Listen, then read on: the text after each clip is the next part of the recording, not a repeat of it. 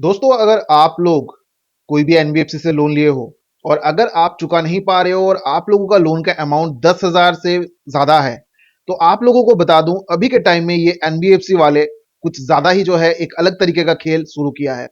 अब ये खेल क्या है? ये आज का खेल नहीं है, ये लगातार चलते आ रहा है। ठीक है, तो 2024 में ज्यादा देखने को मिल रहा है। बहुत सारे लोगों के पास मेल गया है, एसएमएस गया है। अब वो एसएमएस क्या है वो इस वीडियो में बताऊंगा, तो वीडियो पूरा देखिएगा एंड तक बिना स्किप किए। अगर आप लोग नए हो, अभी तक सब्सक्राइब बटन प्रेस नहीं किए हो, तो सभी से मैं रिक्वेस्ट कर रहा हूं कि सब्सक्राइब बटन प्रेस करके बेल आइकन को जरूर जरूर प्रेस करें। इससे क्या होगा, जो भी लोन रिलेटेड इन्फॉर्मेशन आप लोगों के साथ शेयर करूंगा, इंस्टेंटली आपको नोटिफिकेशन में मिल जाएगा। दोस्तों, यहाँ पर नया खेल जो कि बता रहा हूं आप लोगों को, कि अगर आप डिफॉल्टर होते हो, 10,000 से भी ज्यादा अगर आपका लोन का अमाउंट है, तो आप लोगों के साथ क्या हो रहा है अभी के टाइम में, वो मैं आप लोगों को बताना चाहता हूं, क्योंकि बहुत सारे लोगों के साथ ये ऑलरेडी हो चुका है। अब वो हो क्या रहा है दोस्तों, यहां पर आप लोगों का जो भी लोन का अकाउंट है वो बेच रहा है एनबीएफसी। जी हां दोस्तों, इससे पहले भी मैंने इसके ऊपर वीडियो बनाया था। यहां पर बेचने का मतलब क्या है, क्या कर रहा है वो, किस तरीके से बेच रहा है?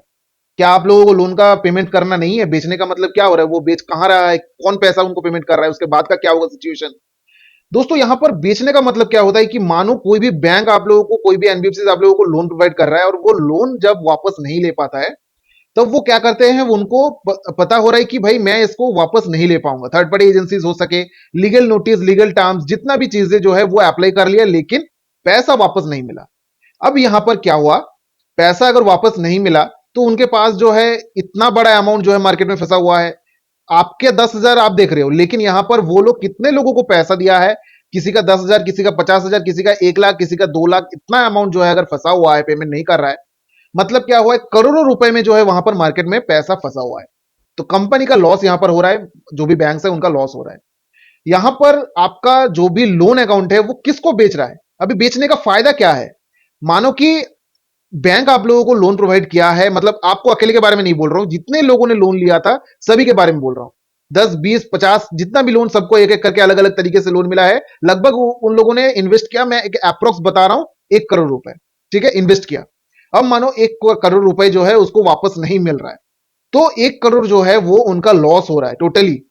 लेकिन यहां पर बेचने का मतलब क्या है? अकाउंट जो है बेच रहा है, सभी का जो भी अकाउंट है वो बेच रहा है। अब वो बेच किसको रहा है? एआरसी को। एआरसी मतलब एसेट रिकंस्ट्रक्शन कंपनी। ये भी आरबीआई से रेगुलेटेड है और इसको बेच रहा है। अब ये बेच पे क्या मतलब, इन अब ये बेचने के बाद इसका फायदा क्या हो रहा है? मानो कि जो भी बैंक आप लोगों को लोन प्रोवाइड कर रहा है, 1 करोड़ रुपए मार्केट में फंसा हुआ है, 1 करोड़ रुपए टोटली जो है उनका लॉस जा रहा है। उससे अच्छा है भाई 40-50% मिल जाए, वो भी बेहतर है वहां पर। ठीक है, तो वहां पर क्या करते हैं, वो एसेट रिकंस्ट्रक्शन कंपनीज को आप लोगों का लोन का अकाउंट बेच देते हैं। इससे क्या होता है, एसेट रिकंस्ट्रक्शन कंपनीज क्या करते हैं, डिस्काउंट प्राइस में आप लोगों का जो भी अकाउंट है वो खरीद लेते हैं, उनको पैसा भी मिल जाता है, और जो भी प्रॉब्लम बैंक का है वो एसेट रिकंस्ट्रक्शन कंपनी को थोप देते हैं। अब बोलता है कि भाई तुम अब देखो, तुम्हारा काम है, मेरा काम नहीं है, मुझे मेरा पैसा मिल गया, मैं यहीं से इसका मेरा काम खत्म। अब से क्या होगा, आप लोगों के पास कुछ नोटिस गया होगा कि इस कंपनी ने आपका लोन का अकाउंट बेच दिया एआरसी को। अब एआरसी को बेचने पर क्या होगा, कंपनी को तो पैसा मिल गया, अब ये एआरसी वाले क्या करेगा? यहां पर आप लोगों के मन के अंदर डर आ सकता है कि एआरसी कंपनी को बेच दिया एसेट रिकंस्ट्रक्शन कंपनी, अब ये क्या करेगा? देखिए, सबसे पहले आप लोगों को बता दूं, फाइनेंशियल सर्विसेज में जो भी इन्वॉल्वमेंट होगा, आरबीआई से ऑथोराइज्ड करना पड़ेगा, लाइसेंस्ड होना चाहिए, तभी ये लोग इस तरीके का चीजें कर सकता है। अब आरबीआई से अगर लाइसेंस्ड है, तो उनके ऊपर भी रोक टोक है, आप लोगों को पता होगा। तो आप लोगों को यहां पर डरना नहीं है कि ये इसको बेच दिया तो इसमें जो है बहुत ज्यादा दिक्कत आएगा।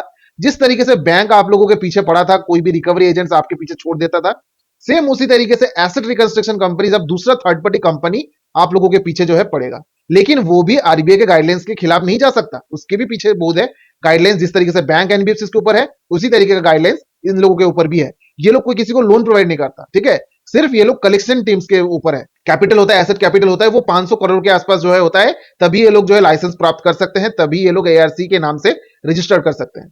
अभी एआरसी क्या करते हैं, जो लोन खरीदते हैं उसको रिकंस्ट्रक्शन करते हैं, फिर से जो है वो कंस्ट्रक्ट करते हैं और लोगों से पैसा वसूल करते हैं। अगर पैसा वहां पर मिलता है तो उनका प्रॉफिट, अगर नहीं मिलता है तो भाई उनका लॉस। लेकिन यहां पर क्या करते हैं कि बेचता है, बैंक वालों ने क्या किया, बेच दिया उनको। ये बैड जो भी देते थे वो खरीद लिया, बैंक वालों को भी ज्यादा नुकसान नहीं हुआ, पूरा 1 करोड़ से उनको 50 लाख मिल गया, 50% तो मुझे पैसा मिल गया। अब यहां पर टोटली नुकसान तो नहीं हुआ, तो यहां पर वो 50 लाख लेके ही निकल जाएगा। लेकिन यहां पर एसेट रिकंस्ट्रक्शन कंपनी क्या करेगा, 50 लाख का जो है वो लोग प्रॉफिट करने का सोचेगा और आप लोगों से पैसा वसूल करने का सोचेगा। अब वहां से कुछ पैसा तो उनको मिल जाएगा ही, ऐसा तो नहीं है कि भाई आप पेमेंट नहीं कर रहे हो यहां पर, लेकिन वहां पर कोशिश करने पर लगभग 20 to 30% लोग तो दे ही देते हैं, पेमेंट कर ही देते हैं, तो उसमें से पैसा उनको मिल जाता है। तो इसी तरीके से जो इन लोगों का बिजनेस चलता है। ठीक है, यहां पर आप लोगों को डरना नहीं है कि एसेट रिकंस्ट्रक्शन कंपनी को पेमेंट कर दिया, मतलब भेज दिया आपका लोन का अकाउंट, यहां पर आप लोगों को मुसीबत और ज्यादा झेलना पड़ेगा। मुसीबत कुछ भी नहीं होगा, यहां पर एसेट रिकंस्ट्रक्शन कंपनी सिर्फ और सिर्फ बैंक एनबीएफसी का बैड लोन जो है वो खरीद लेते हैं और वो अपने तौर तरीकों से वो वसूल करने का सोचते हैं ताकि उन लोगों का प्रॉफिट हो। भाई पैसा इन्वेस्ट करेगा तभी प्रॉफिट मिलेगा। अब ये लोन का जो भी सिलसिला है ये जो है बहुत ज्यादा प्रॉफिट लोगों को देता है, मतलब जो भी काम करते हैं इसमें, ठीक है, जो भी फाइनेंशियल इस तरीके का लेंडिंग प्रोसेस में काम करते हैं उनको बहुत ज्यादा करोड़ों में फायदा होता है। तो ये लोग इसीलिए आए हैं कि भाई हमारे पास इतना बड़ा कंपनी, इतना बड़ा एसेट है, हमारे पास इतना कैपिटल है, तो इसमें इन्वेस्ट करते हैं ना, इसमें इन्वेस्ट करने के बाद जो है लोगों से पैसा लेंगे तो पैसा मुझे प्रॉफिट मिल जाएगा, क्योंकि वो लोन आप बैंक का नहीं रहा, वो लोन हो गया एआरसी का। तो लोन एआरसी का अगर हो गया तो वो किसी भी तरीके से किस तरीके से करेगा वो उन लोगों के ऊपर है, लेकिन गाड़ी गाइडलाइंस जो आरबीआई का है वही फॉलो करना पड़ेगा। नहीं करेगा तो आप लोग जिस तरीके से बैंक और एनबीएफसी को धोते थे उसी तरीके से आप इनको भी कर सकते हो, कोई भी दिक्कत यहां पर नहीं है।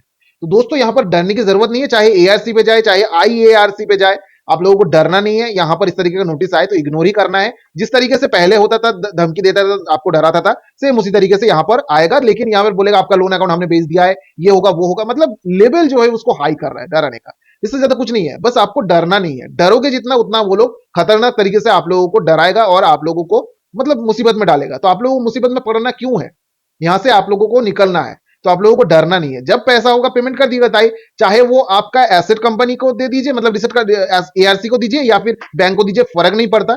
आपने लोन लिया था, आपको पेमेंट करना है, तो आप किसी को भी पेमेंट कर सकते हो, जिसको पेमेंट करने का लिंक मिलेगा आपको वहीं पर पेमेंट करना पड़ेगा। पेमेंट कर दीजिएगा, आपका जो भी टेंशन है वो खत्म हो जाएगा, कोई भी दिक्कत नहीं है यहाँ पर। ठीक है, तो दोस्तों यहाँ पर आई होप कि इस वीडियो के थ्रू आप लोगों के मन के अंदर जो भी डर था, कंफ्यूजन था और इस तरीके का नोटिस अगर आ रहा था तो क्या करना है क्या नहीं करना है आप लोगों को बता दिया वीडियो में। तो वीडियो अच्छा लगा है तो लाइक कर, दोस्तों के साथ भी शेयर करें और सब्सक्राइब बटन प्रेस करना ना भूले दोस्तों। तब तक के लिए चलते रहो, टेक केयर, जय हिंद जय भारत दोस्तों।